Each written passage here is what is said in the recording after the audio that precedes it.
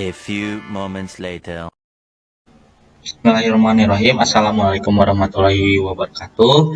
Nah, di sini saya dari kelompok 5. Perkenalkan, nama saya Maulana Mulia Oktavian, NPM saya 2423.003. Nah, di sini saya akan membahas dengan judul Ketahanan Nasional dan Geostrategi Indonesia.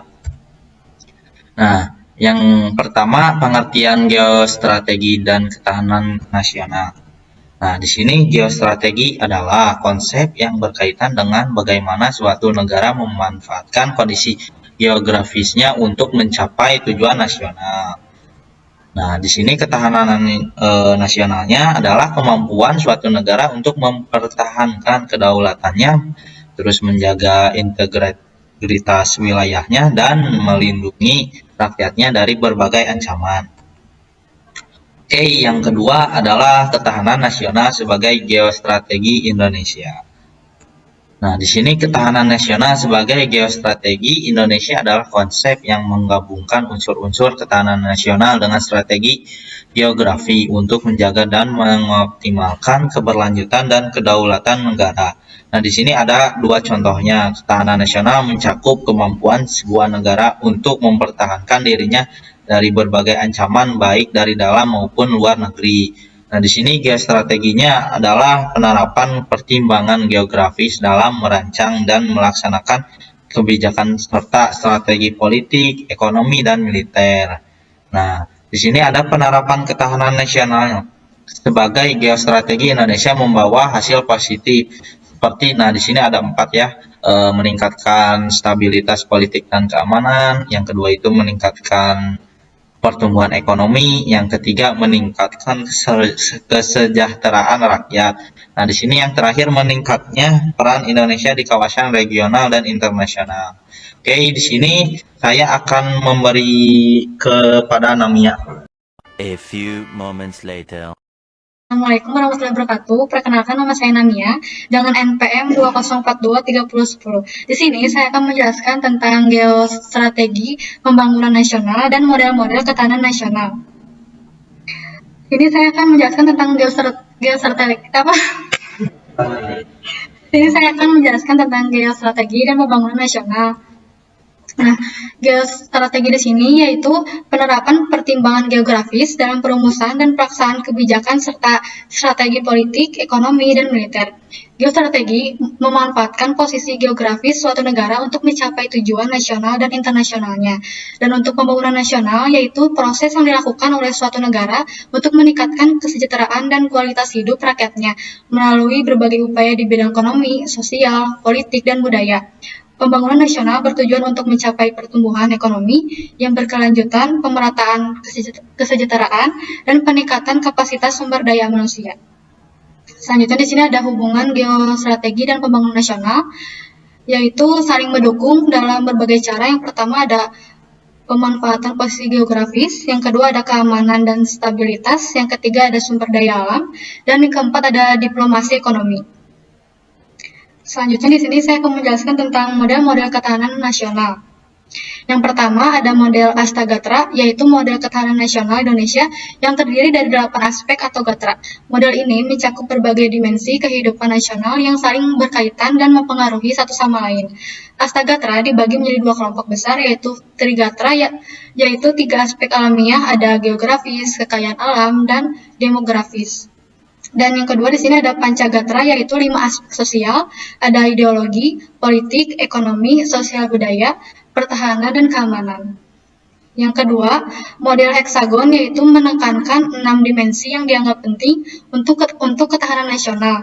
Model ini sering digunakan untuk analisis yang lebih komprehensif dalam konteks global yang mencakup politik, ekonomi, militer, sosial, infrastruktur, dan lingkungan.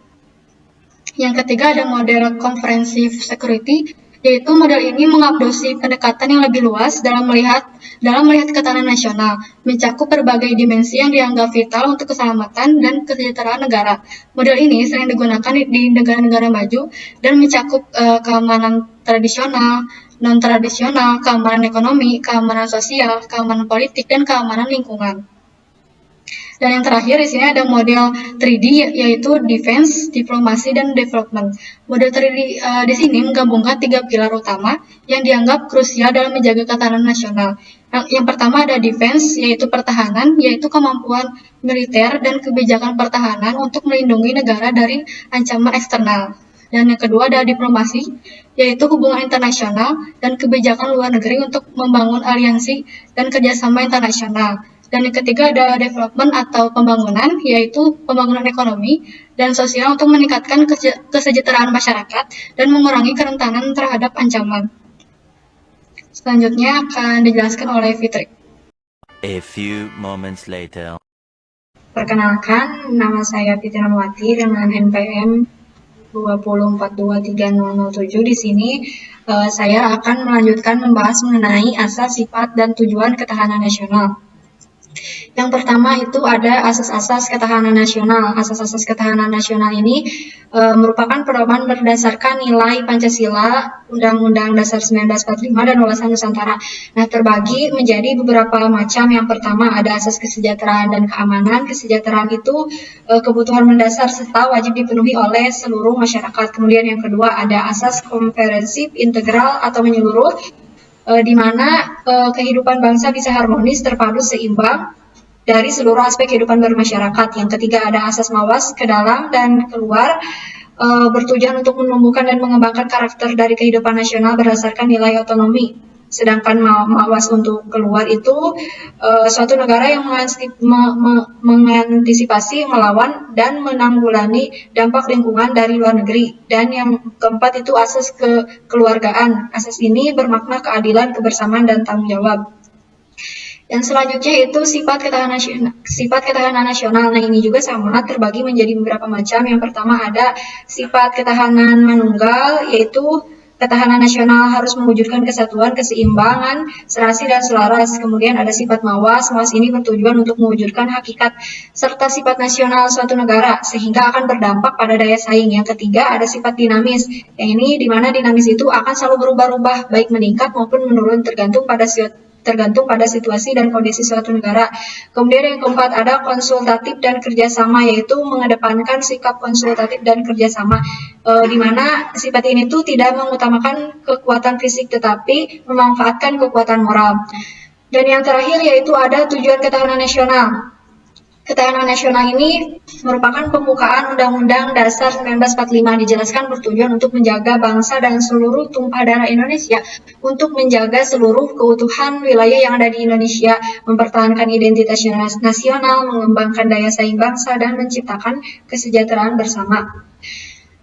Nah, lalu ada tantangan dan pembinaan ketahanan nasional. Tantangan ketahanan nasional itu ada tentunya itu ada ancaman keamanan seperti terorisme, radikalisme, ada ancaman ekonomi seperti terjadinya inflasi dan angka pengangguran yang terus meningkat, kemudian ada ancaman sosial dan budaya seperti pengaruh budaya asing yang masuk, dan ada ancaman lingkungan seperti perubahan iklim, bencana alam, serta sumber daya alam yang menjadi langka. Dan pembahasan yang terakhir yaitu bagaimana cara membina ketahanan nasional. Nah, di sini salah satu cara pembinaan ketahanan nasional yaitu pengalaman Pancasila harus terus dikembangkan serta ditingkatkan, karena Pancasila ini merupakan ideologi terbuka. Maka di mana ketika kita mengembangkan ideologi Pancasila dapat membimbing kita dan mengarahkan kehidupan bermasyarakat. Pendidikan moral Pancasila juga perlu ditanamkan pada diri masing-masing. Mungkin cukup sekian dari saya, Fitri Namia, dan juga Maulana sebagai kelompok 5. Terima kasih. Mohon maaf apabila masih banyak kekurangan. Wassalamualaikum warahmatullahi wabarakatuh.